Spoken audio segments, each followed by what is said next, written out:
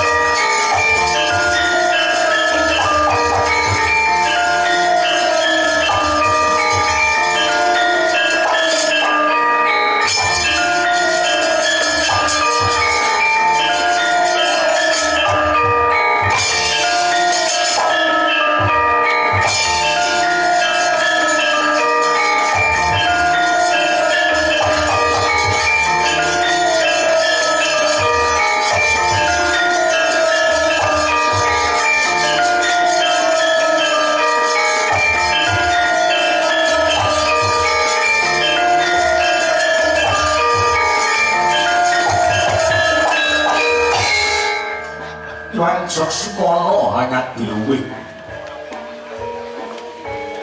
mugi Gusti kang Maha Kawasa tansah paring pangayoman marang panjenengan ingsun mangkono kula putuku wong bagus pambar ping Pandhawa nggih putuku Prabu Puntadewa kula ndak sawenggonmu kita semuanya ganti soan ono pangayunanipun Kakang Saptawarga ini kanyatan beda lawan padatan putuku Puntadewa padha becik anggonmu soan ono pertapan Saptawarga kene ya nggih bocah bagus putuku Prabu Puntadewa kawula nuwun inggih Kanjeng Eyang kula sing dados dawuh sabdanipun paduka pundhen kula Kanjeng Eyang Begawan Abiyasa kali sing nguruk beda anis kula anggen kula sowan wonten ngarsa paduka pundhen kula wayah paduka kula pun Puntadewa ngaturaken pangabekti kunjuk Eyang ya jagat ya dewa karo ya kula wong bagus Puntadewa sudah tampa agawe bombong jroning nama pangesunipun nganti kebatampan ana putuku Puntadewa kawula nuwun inggih Kanjeng Eyang Gorawalaning pamundi kula kapundi wonten ing mustaka dadosa jimat paligwih Puntadewa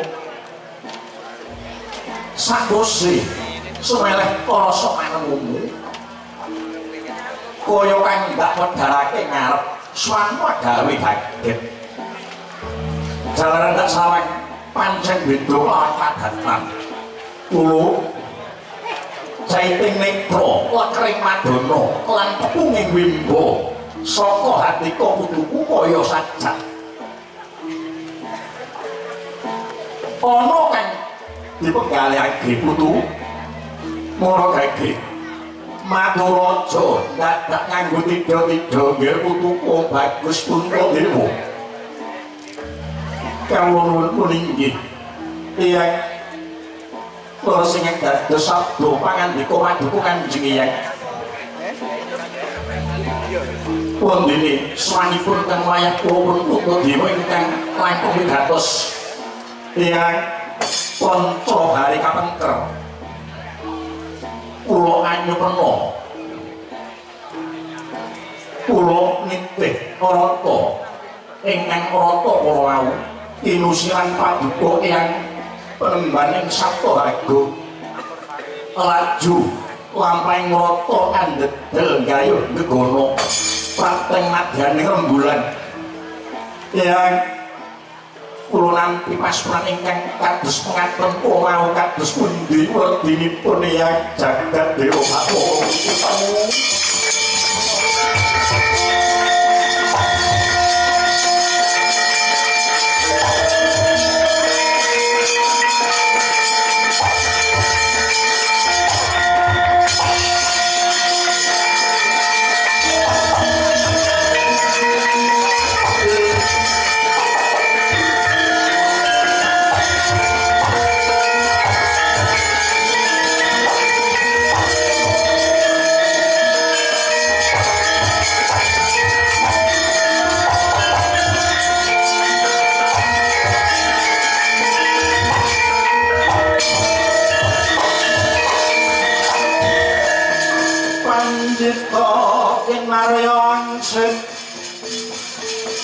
Pindo kongkang angajabing tawan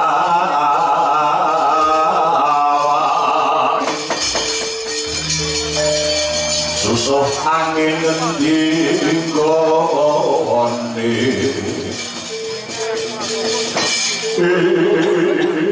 ya jagat ya dewa Bathara ora jagat pangestu para nggih putuku bagus putra dewa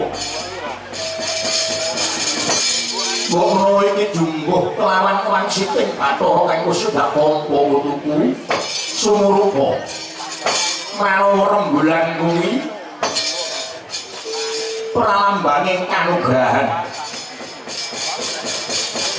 rembulan kuwi pralambanging kanugrahan syukur binagi sewu yen to dina iki putuku Prabu Puntadewa darbi kentek bakal nggayuh kanugrahan kang bakal tumurun kang sebut wahyu katentreman dalaran Puntadewa sumurupa lan eling dening ya Puntadewa sira iku dadi pangarsaning negara Ngamarta sira iku dadi pangarsaning para Kandhawa sak negara Ngamarta utawa dadi Nalendra Ngamarta ratu kuwi utawa Nalendra kuwi ora enteng sanggane putuku ratu utawa Nalendra ngono ora enteng sanggane kudu bisa gawe tentrem aja kok malah tiba kosok balik aja kongsi tindake ratu kang bisa malah bisa gawe titrime sanggung para kawula dasih kuwi aja kongsi dadan lawan jeneng sira putuku Puntadewa sesambungan kelawan kanugrahan kang bakal tumurun putuku Puntadewa sumurupa ya nggih wahyu kuwi ku kanugrahane Gusti kang Maha Kawasa wahyu kuwi nugrahane Gusti kang Maha Kawasa kang kasating paningal miturut kencenging pambudi budi dayane manungsa mutu kang angkara wahyu kuwi ora kena tinuku akeh bondo donya ora kena tinuku derajat pangkat lan endahing wujud satu ingkang pinilih ya kuwi titah ingkang tansah laku lajuh lan jujur lajuh kuwi madhep mantep jujur kuwi werdine ora garepe watagara monggo kabeh utawa jagat iki wis nyekseni yen to ratu sing ora garepe watagara kuwi mung putuku Prabu Puntadewa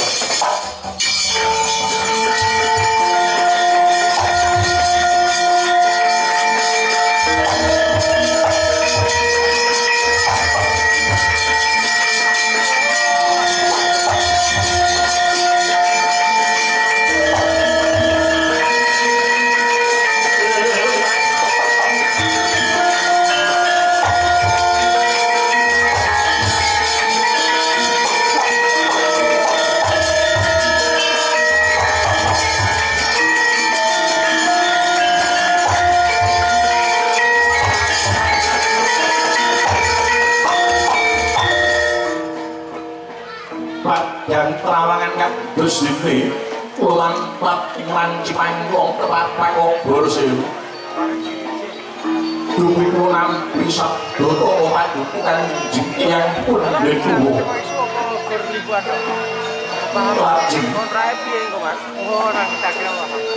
ingkang wayah kula pun Puntadewa kedah lampah kados pundi kaya aku level mas Puntadewa ora mesti ya lek ngene iki teko biar padang golek papakan men lan sartoning sampeyan dibaca sini aku selalu mas golek papan kaneng lan goning kanggo Mesubrata atapak smedi sambung rasa lawan Gusti kang agawe jagat ana tulung pun aman matur bayaran mlaku mengulon panane nggih Puntadewa muga Gusti paring pituduh muga Gusti paring payu jelas sedina 2 dolar tetep jaya anjayeng bawana para putuku Pandhawa limo kabeh kaya aku ngene kira telaten Mas nyeswaken dawuh padukan jeneng Eyang Pemangke wayah nyuwun pamit pangestu padukan jeneng Eyang ingkang kusuwun Tunggu ngatur fungsi Nek kok panjenengan samping dalan akeh godane yo nggih untuk dewa.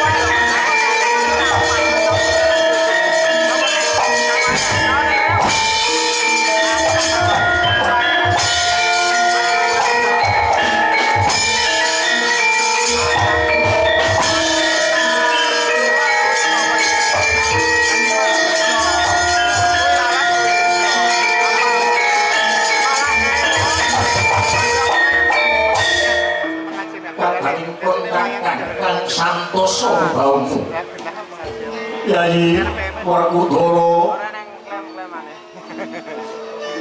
Wartanganku Ono kawumo Wicak jiwaku nunggul pemenang Sajak ono kawan sisirambi Moro kaji babano kawan jiwaku Bilowo Yai sesambungan lawan wangsite Kanjeng yang Begawan Abiyasa itu bakal ono kanugrahan kang nedya tuwuh puteng tekan grenjeting atipun kakang kepengin anggayuh kanugrahan iku mau Yai mbok manawa nek ngono kuwi gampang ae Mas yen to diparengake dening Gusti kang Maha Kawasa pun kakang lawan Syabdi sing kanugrahan mbok kanggo lantaran negara Ngamarta manggih bagya lan mulya uga ayem lan tentrem keluarga agung Ngamarta sumarambah para kawula sagara Ngamarta kula kanggo yang mangkono yo di ayo Yai yo mung siap kita kanthi rewan-rewan ngono rata-rata nggak melebihi ini ofisial nyuwun marang Gusti kang Maha Kawasa siap dibakal ndak nganti atapak yoga brata pawadi papan kang kang satu hening ora melu nek grup. Aku koyo papan kang bengkang sampun. Aku malah grup sing wong iki. Yai. Oh, anu to, ora malah sing grup iki. Derekno lagu jantrane pun kakang. Yo. Ora liwat wis lagi kawin bareng kakang Tuhayu. Nah, aku malah bikin seri. Tak derake. Sing sering ternikan. Tunggu digowo kemana siap lawan pun kakang kudu gedheake rasa karayan kok derake bareng kakang.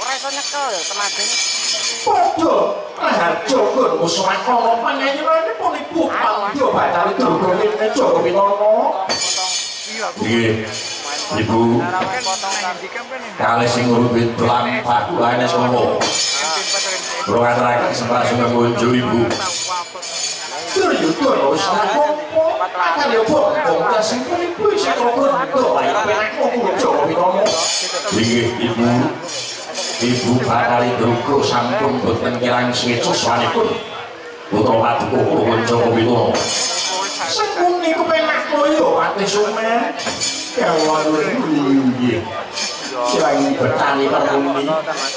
Boten kirang swetsa nggih kula sowan kula ngaturaken pangabekti. Ya semuris lah kok magawe bojo mengo. Duryudana. Apa to barungane Duryudana? Kados mengko ana wong gantikun sebo lan swanara pengantin ibu ana ing Sitra Bandha mayit iki Joko Witono. Ibu waleh-waleh nopo swan kula kajawi kula kepengin ngaturaken panuwun wonten punden kula inggih mikandika Kanjeng Ibu Bakali Durga westunipun swan kula saring pethyan paman semuni nika kula Malindra Sina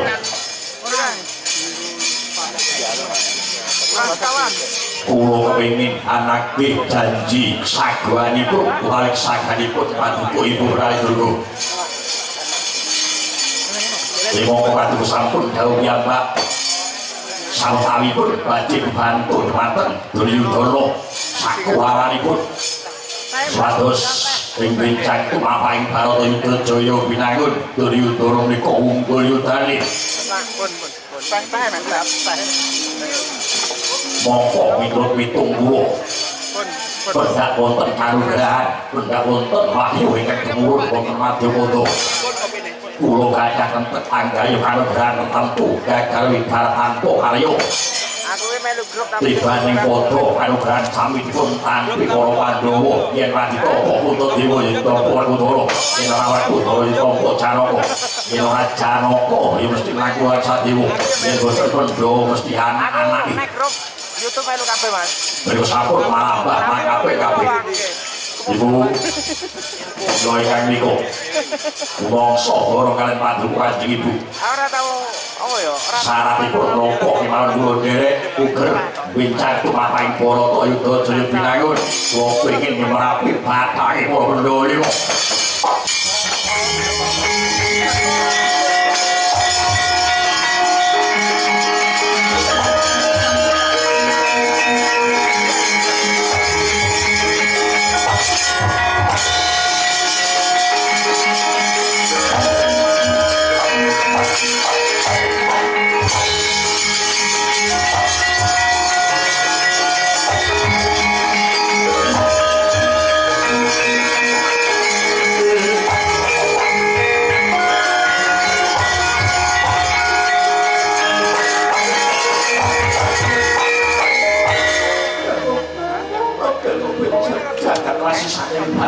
Duryudana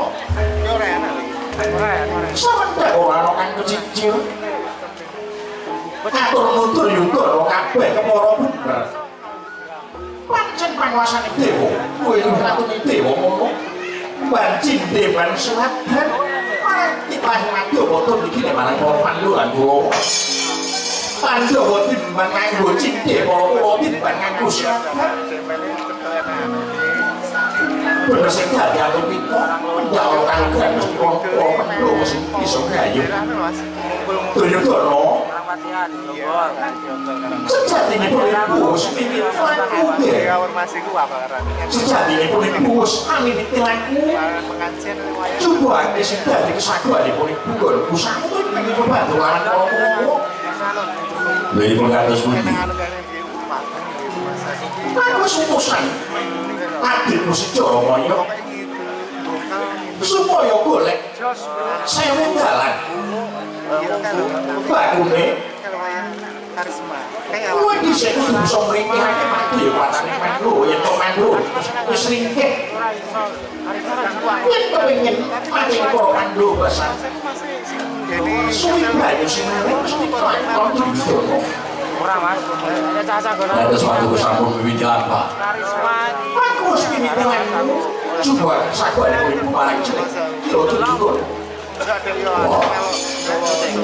yang ngaturaken pangun yang tak pumindah nanging Duryudana jer Basuki Mawabriya jer Basuki Mawabriya ngerti sing akal-akal Duryudana iki sampun ngertos Kanjeng Ibu. Dasaripun ing Kanjeng kula sampun matur.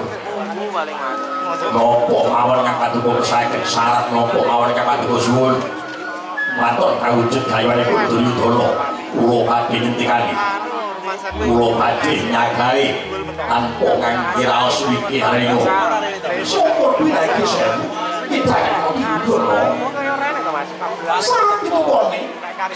Yen ngawujud lan kalakon sing dadi wanjang kamu. Aku pengen para Kurawa besok iki wis teko ing janji. Ragane para Kurawa dadi panganane utawa dadi pemangsane kabeh. Wadyabala saka Setu Ganda Mayit. Dene somamu dadi wadyabala saka Setu Ganda Mayit kumpul sajuga kelawan jin setan mayangan. Itu balas mati lan sak manggalane.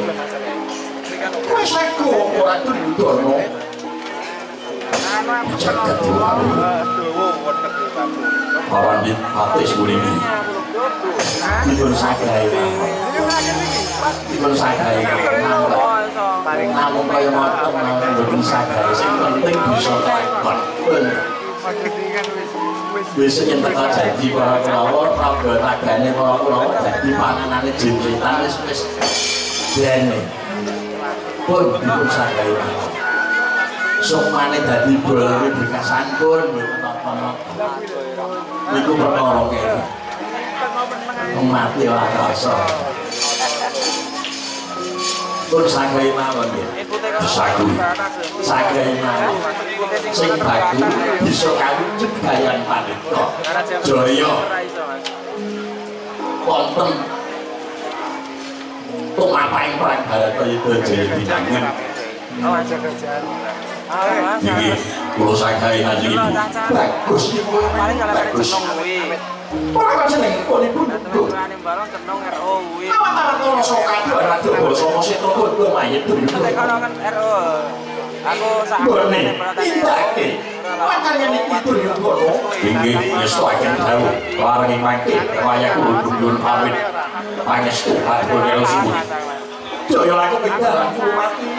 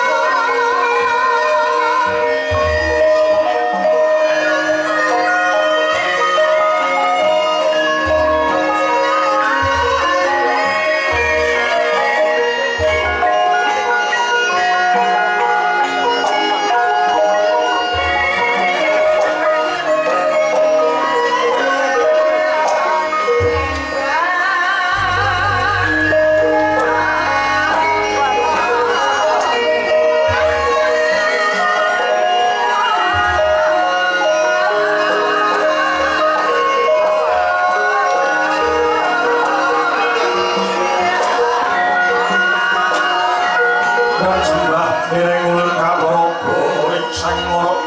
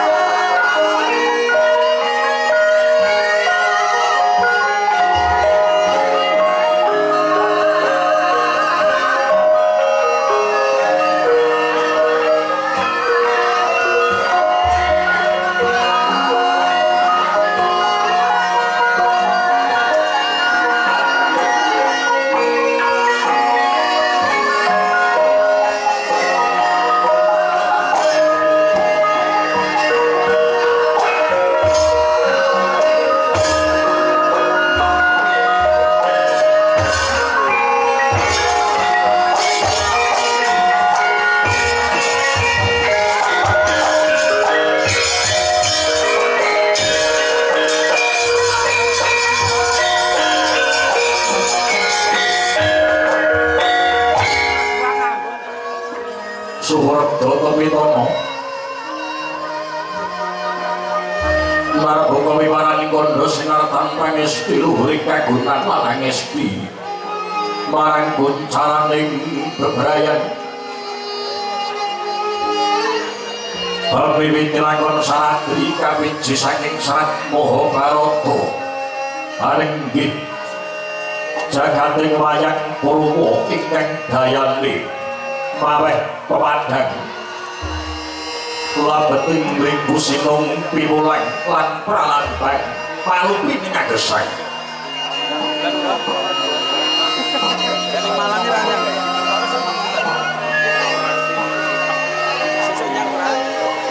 Purwa sing ngarani Dilaran Kuna kawiwitan wali songo nulya patedak dening para pujangga yekti menika dadi tuladha lamun kuat asura nadyan pinayungan Bathara yen ambek Candala ora dipicayek bakal sirna dening Rodaming Darmastuti Ringgit Purwa Dilaran Rumpaka lakoning janma pramila pasrening imba isining jagat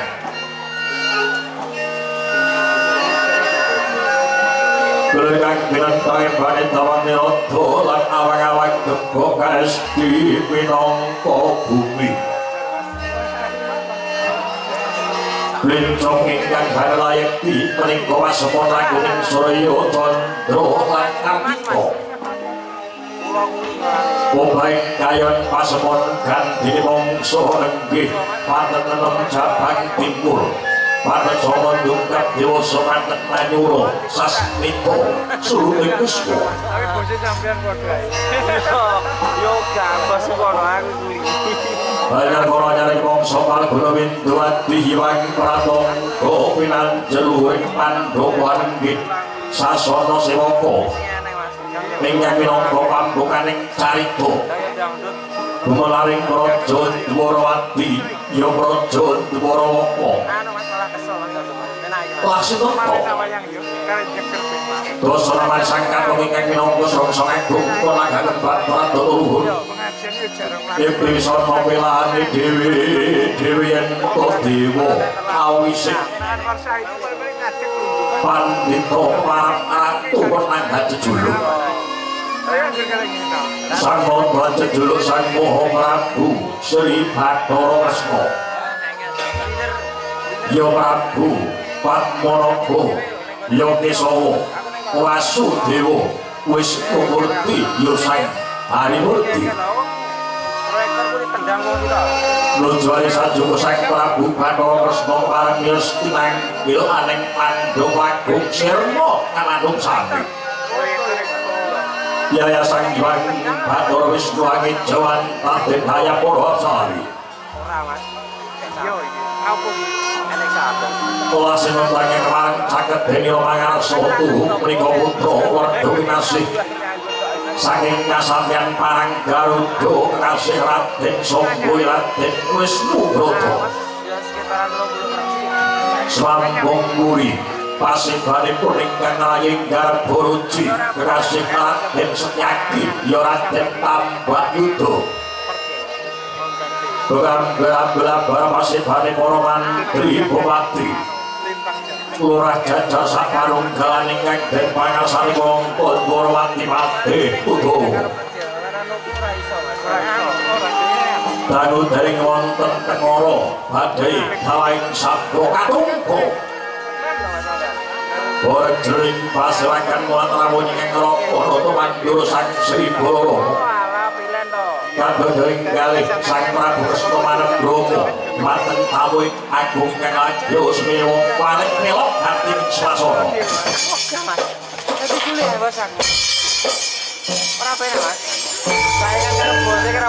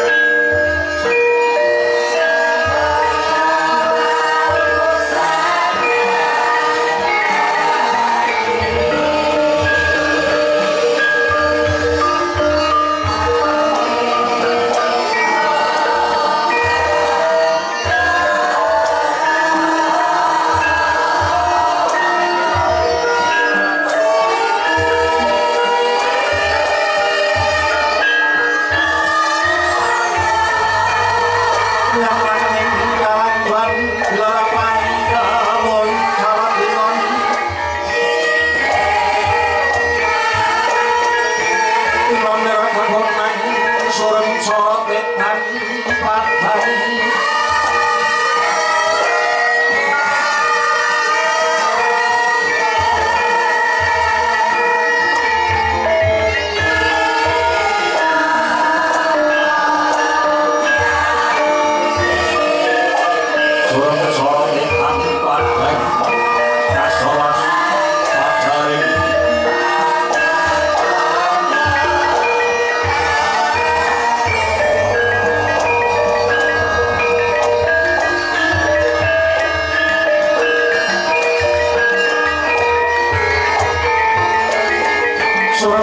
tetan padang kasolan pacaring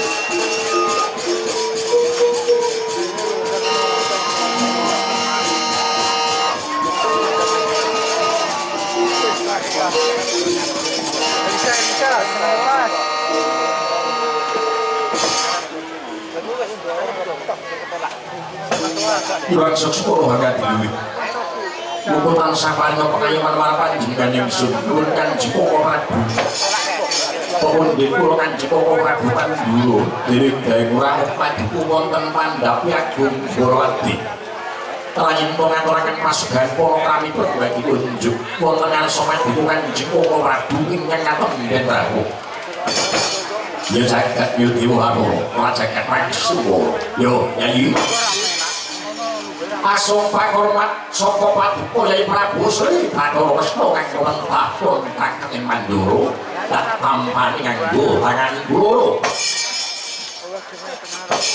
dak tampani nganggo tangan loro tak tekaking pranaja kumalung Jawa lumet bereng pemangkon amowah kon radake kayawanan ora liwat Yai Prabu Pujas putunipun kakang wae mara ditagi Pampanono Kresna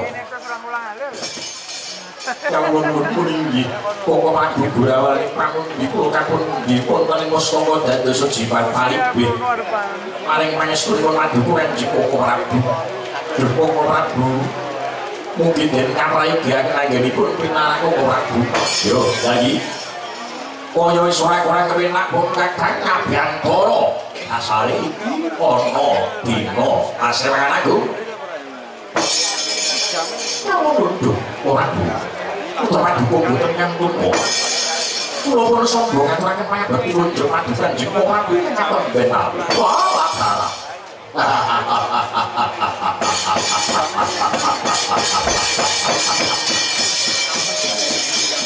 anakku wong bagus anakku bocah jendara sombong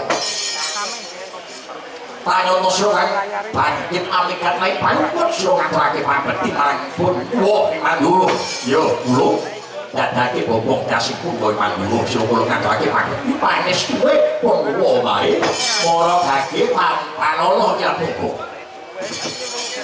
Kamu dukung Prabu Gurawani pramu dikula kabun dipun pustaka dados jimat malikuwe para Yai Paduka boten kantun Koko Prabu kula ngaturaken pangabekti unjuk Paduka Kadang Werdo Koko Prabu Pandura adikku Yuyudana adikku Setyaki sira katurake pangabekti marang Kakang Wisnapoko agawe bombong jroning noho pangsunipun kakang wae para kebatan Manono Setyaki Gurawani pamun kula kabun diwonten mustaka dados jimat palibih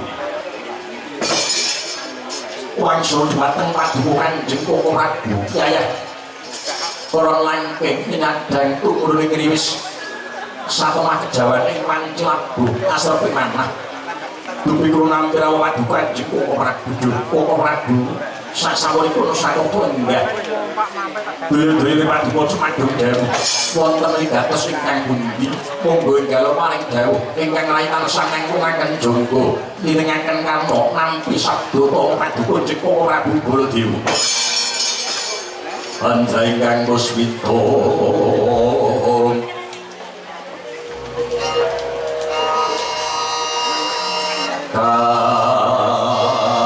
kasih sami ono ombre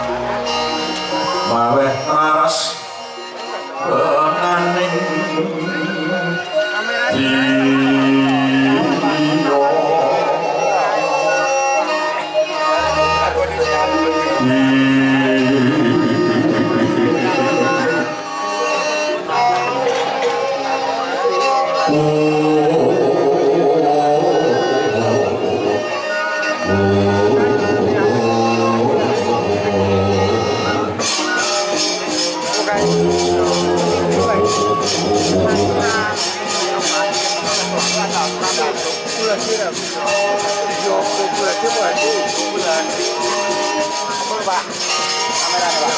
Kameranya tahu, Pak.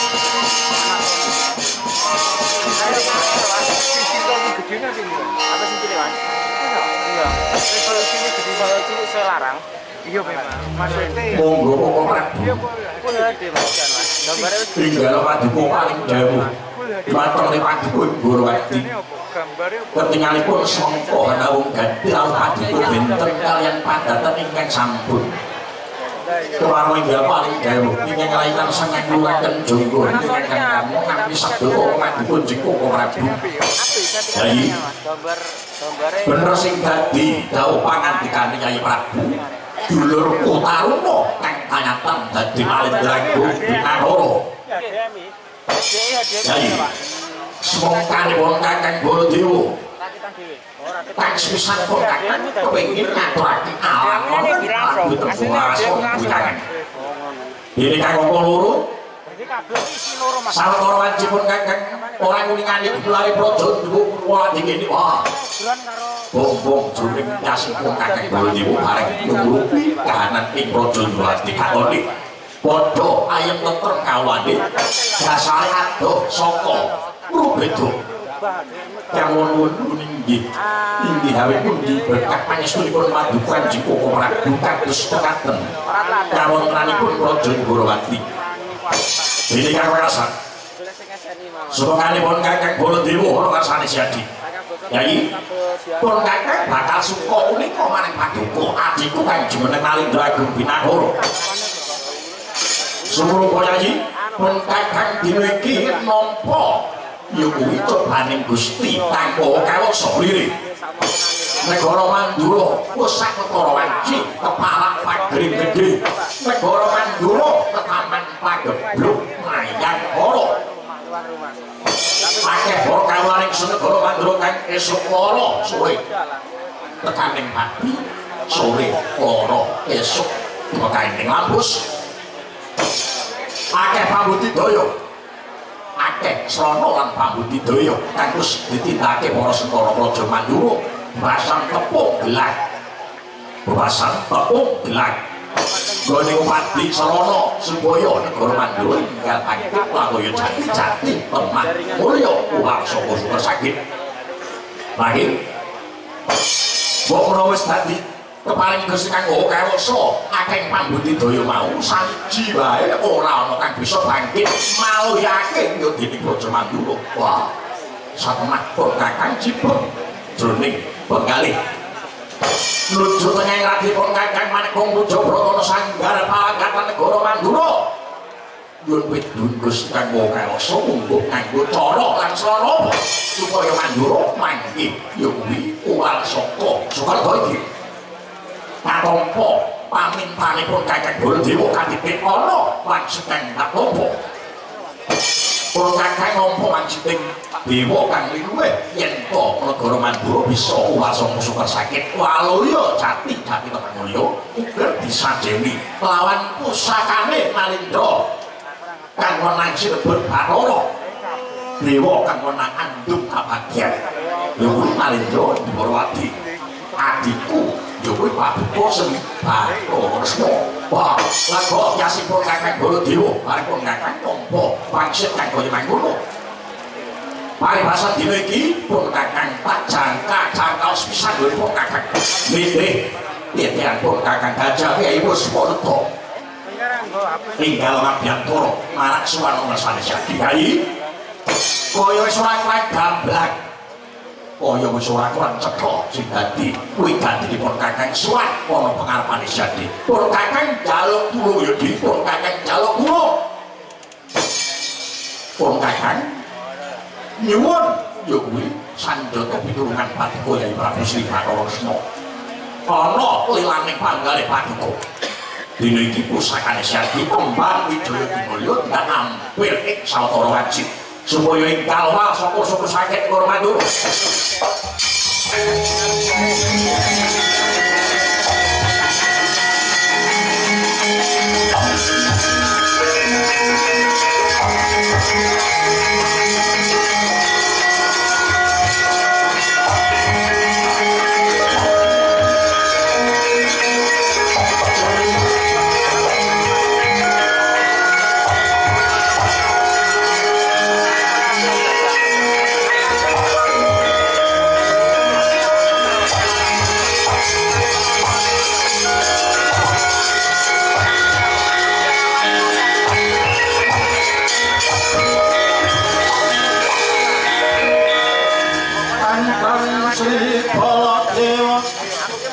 kadang ya. Yo wong-wong nang kalani rotin hosti mungguing sewan seneni aku yo. ono Aku ki kula niku nyambut gawe lho Bu. Pak. muat Nyambutan aku. pati mantap yo ono Rasa geser lagi aku yo. Foto-foto kerja. Tapi Bu cantik aku ora apal Mas. Oke oke. Iya Mas. Makrut madhan ning rangan ono Mergo. apa mau pintu lihat Oh alah yo yo. Yo aku lek kenale aku. apa mau pintu lihat Boleh Mas, aku tak omong ya. Masak cek yo diwong aku dados ing mangki negari Manduro ketaman ing jagat pagebluk mayangku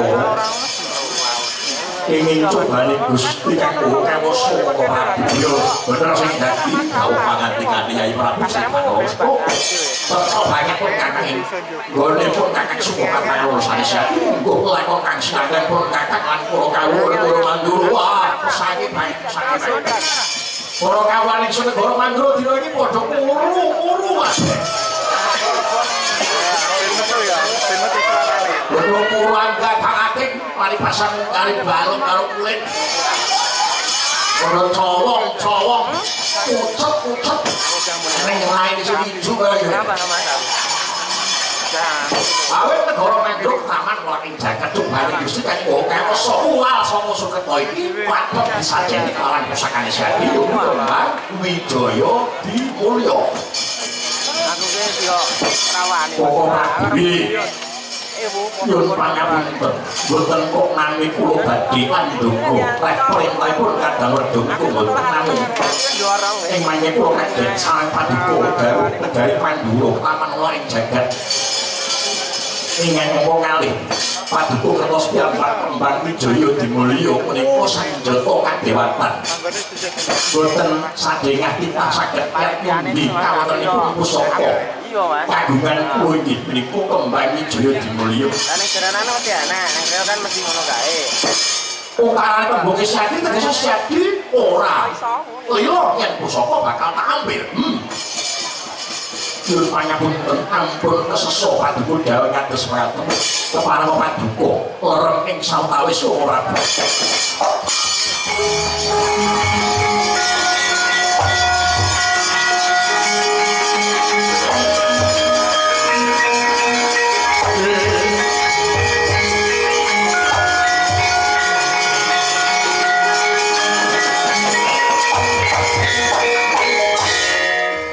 Songgo kelawan Setyaki wonten pangandika Rama Dewaji wonten dawuh ora Ngene iki mapane kamera bingung Mas Ado Mas. gedher jaba ae sajak ana panteng bakal munggah ana setinggil kala dinagi purmanana tamukan telemben teko iki Songgo wis pancen dawuh Kanjeng ora wis pancen dawuh Kanjeng ora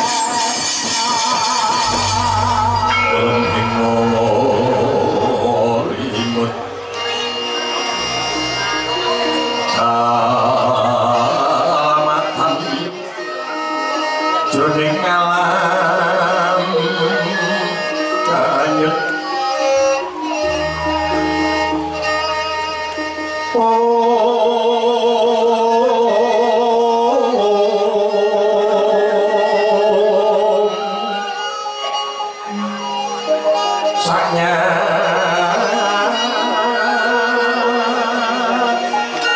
taniku kanyatan kaki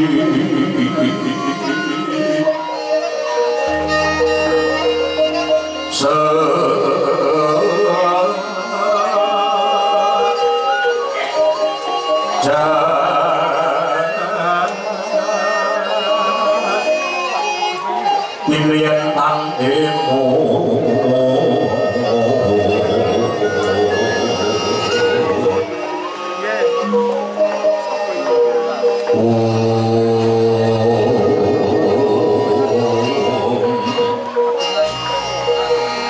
saya tinetan bisa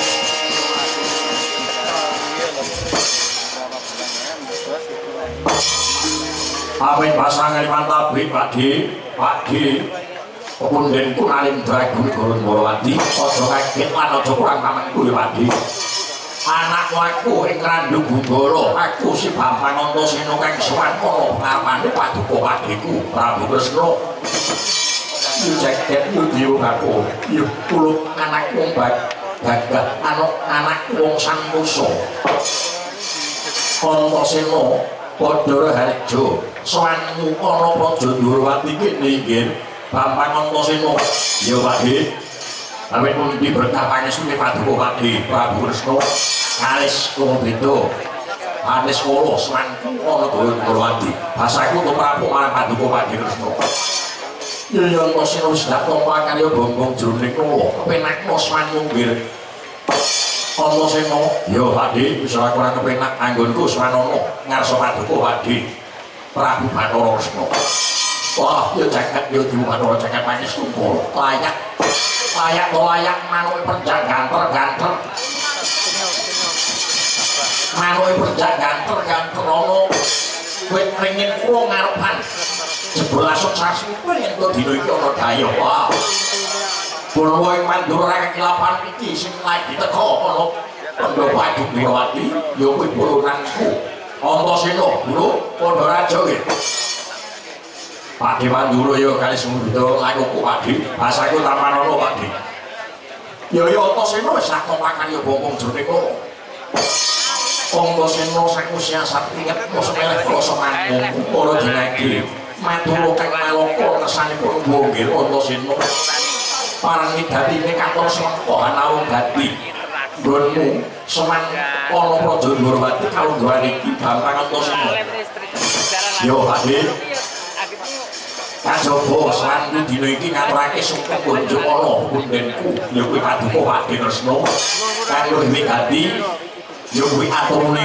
marang paduka Pakde perkara Antasena dina iki negara Ngamarta nampon pepeten kang ora gampang sena saka dayaning mantu disababake sawetara wanci pepundheniku Prabu Puntadewa karo Rama ya kuwi Kyai Werkudara Mendra Tuwa Murca utawa lunga saka kasatriyan ora pamit lawan para putra ora pamit lawan para kadang-kadang liyane apa akeh pambudidaya kang wis tinggalake Antasena wah pambudidaya ora kurang-kurang pasang tepu belan konku goleki ana godhong rumah tak uripne urip tak lumane niku goleki tepu belan kubur ora Ngamarta tak sebar telik sambi tak sebar para prajurit para sentana marandene ora ana kang bisa manggake pindhane wong tuaku sak lorot lah aku eling aku eling yen aku duweni bunden kang langkung wikan yo kuwi Paduka Pakde Kresna kanthi barate Pakde Kresna kuwi kelawan bundenku ngamarta utawa Pandhawa 5 kuwi pasmane kaya kreta jaran kelawan kusire kreta jarane kuwi bundenku Pandhawa 5 kusire kuwi Pakde Dwarawati dadi yen ana apa-apa tumrap kreta jaran kusire mesti nyumurupi sing mbok karepake piye Wirata Singha Pakde kuwi kondang dadi Nalendra sing bebasan putih sadurunge Minara jagat ngundangake ento Pakde Kresna kuwi sing dewa kang menang andheng kabagyan mula ngerti sadurunge dadi wong baku pundenku Prabu Puntadewa lan Rama Kewa Kudara dina iki ana ngendi mati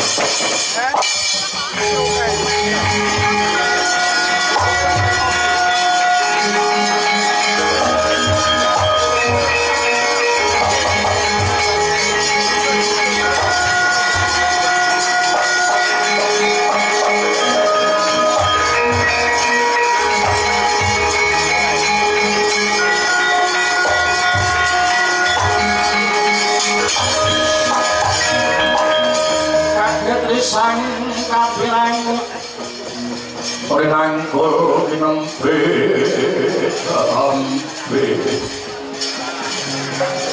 doakan yang sang bawono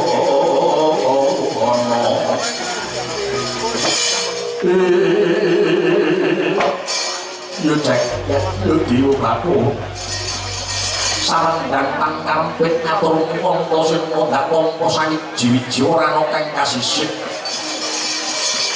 Salajan popon kula dulu menengane pribadi munggo tahanan para putraku Pandhawa para putra-putra Kanoman Pandhawa para Sekara Salajan popon kula dulu munggo pinangipun kula wis bisa ngrasake munggo kaya apa sungkawaning manah utawa sungkawaning driya para pepunden lan para Sekara Praja mudine para ngamula kang tinilar adikku Puntadewa kang minangka payung agung lan uga tinilar adikku paninggat kang minangka sok iku kuwi negara Ngamarta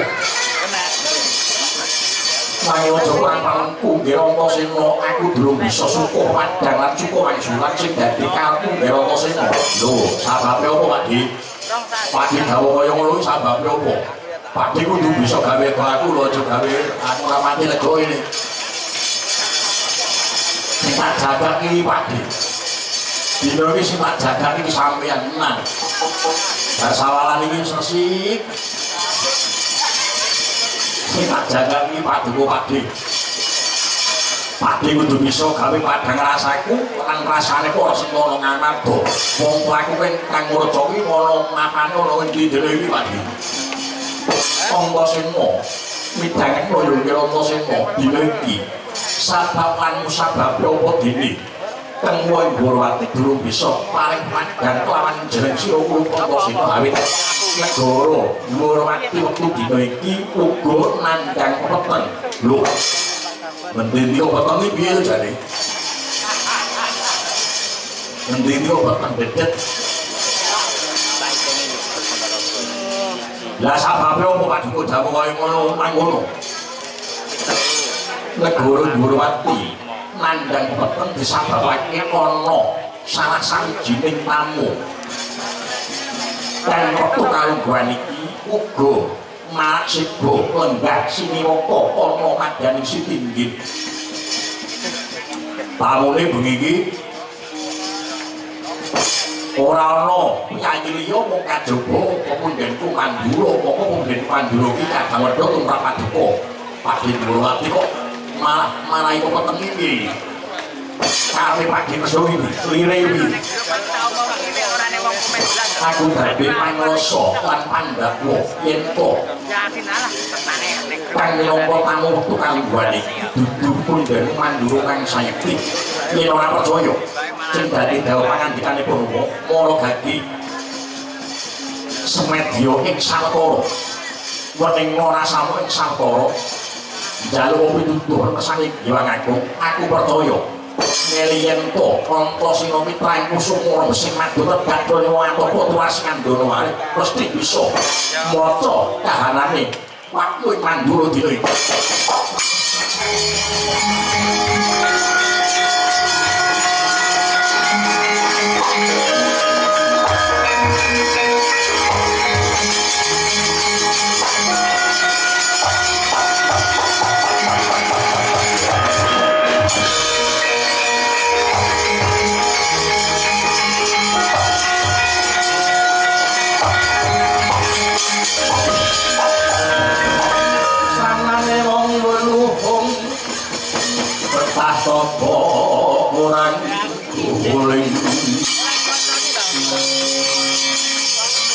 Pelingo selacap nih koyang lacono kudu mabis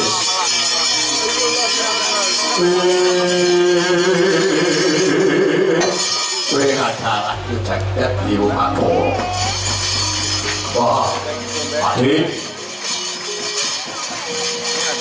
tak tindaki sing dadi iku kasih Pakde Purwadi pancen bener aku rompo padang saka kersane Hyang Agung jumpuh lawan Paduka Kersage sira nyumurupi manawa iki bakal ana kedadian kang andhura banget tumrap negara berarti sampeyan ora usah perlu semelang Antasena teko ana kene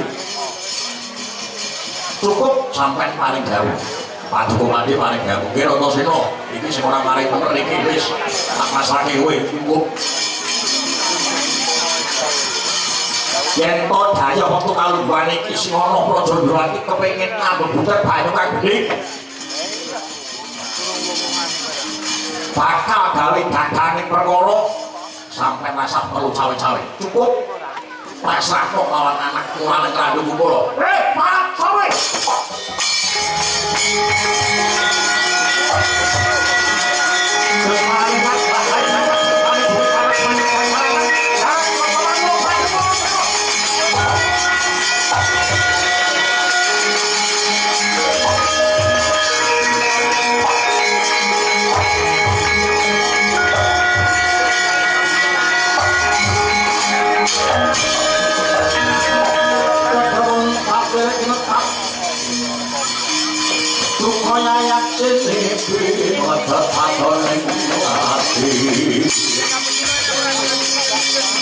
yen sing lampah ora sagedeng mung metudan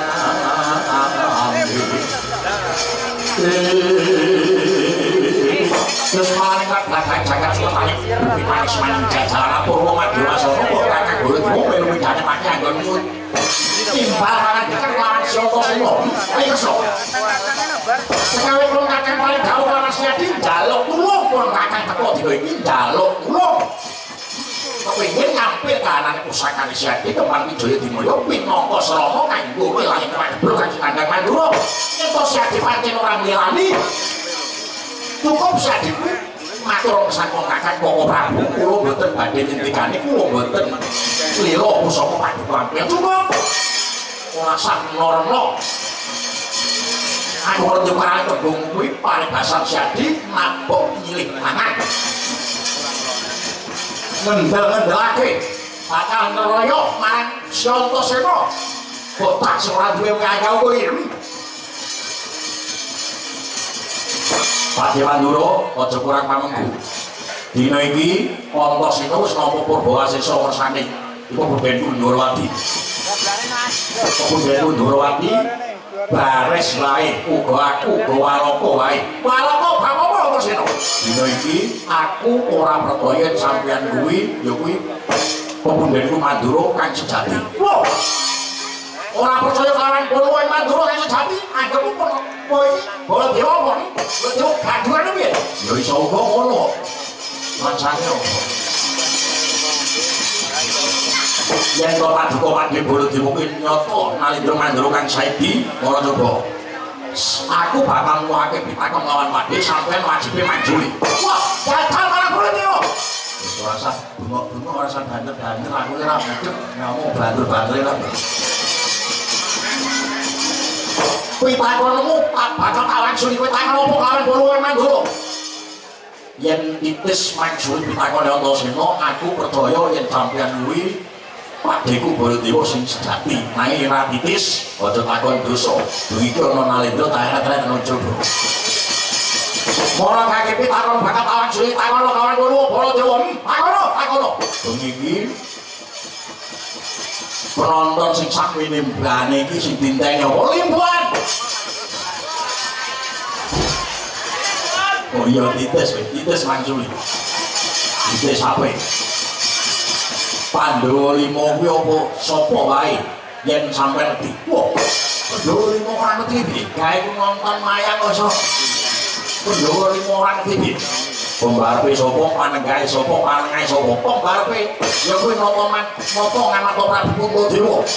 Banjur Raden Werkudara, Janaka, Nanggula lan Sadewa. Gunung Awan kuwi ana papat. Sapa? Gareng Semar Petruk Bagong. Waya bener. Bojone Gimin sapa? Maton bojone Gimin bareng. Ini sapa ngerti sampean roh kok.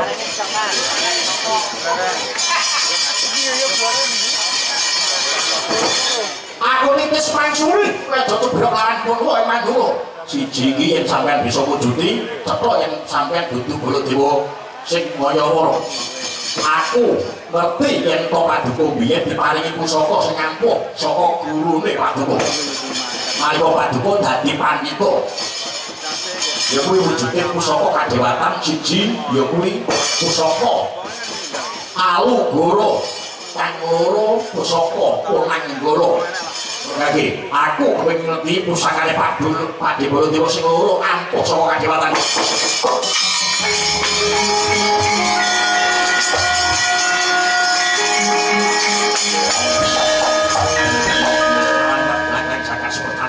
Senaning jajaran aku ngaku gawawi.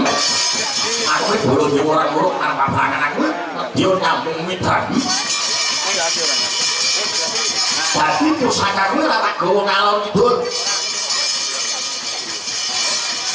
Sampai ora bisa wujuti. Aku ora bisa wujuti. Panyuwunmu Mayawara. Wah, iki cetha iki Baladewa kandungan. Kena kemandene sumur kumbuh dadi muka.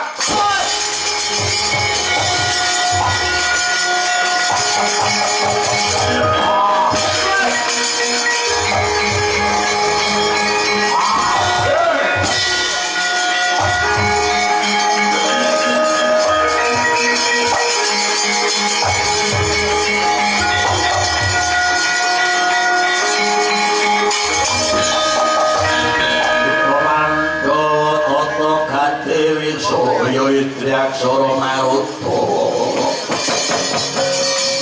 Kawono Paramargara lan ayang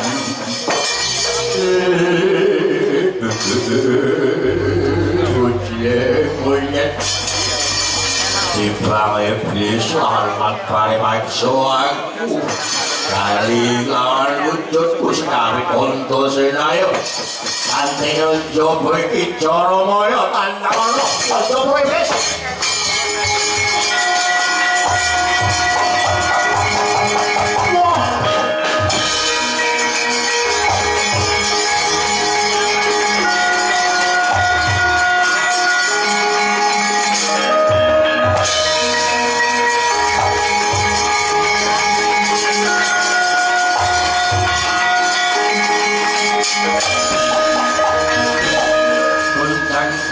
langit lak-lak aton rem sanging sang mawe kandung sang mawe kandung sabarang kadulu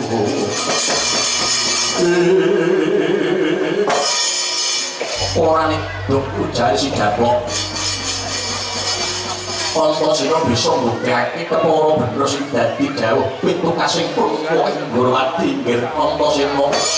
Ya Pakde, pancen Pakde iki ampuh. Wah, bener sing dadi pangandikane Pakde. Aku iki mau lagi blusuk ana ing Pendopo Agung atiku seprasa ora penak nasmis. Oh Prabu Baladewa Siniwaka nggawe katon ora jenjem. Monggo adat biasa wis mau Prabu Baladewa kambune semebak Gondowangi. Lah iki mau Baladewa ambune pertalit. Maraimat ana mungkak nyawut. Tapasake marang anakku Antasena mulih padhang swasana Gorowati Antasena njaluk pamit Pakde.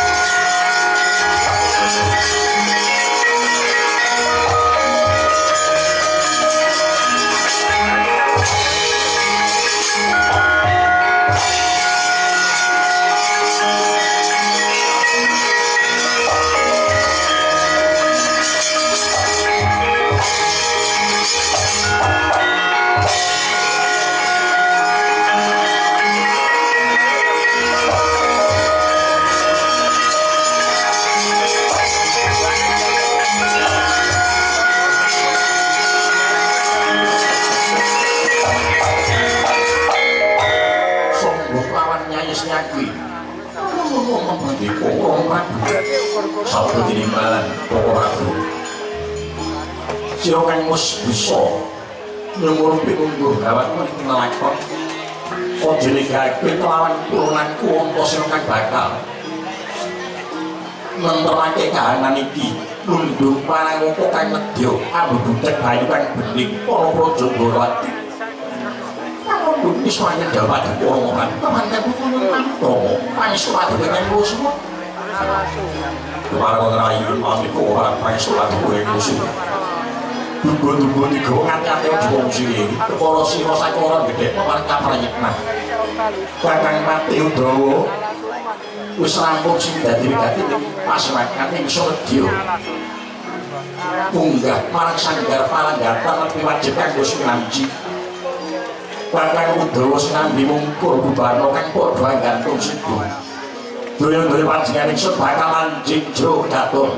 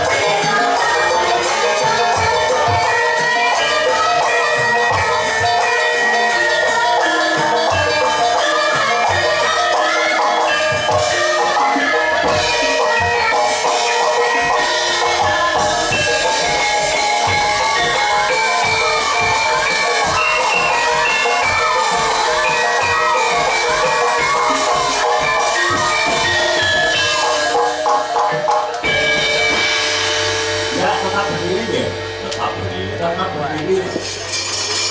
Suwira pentas ning panggung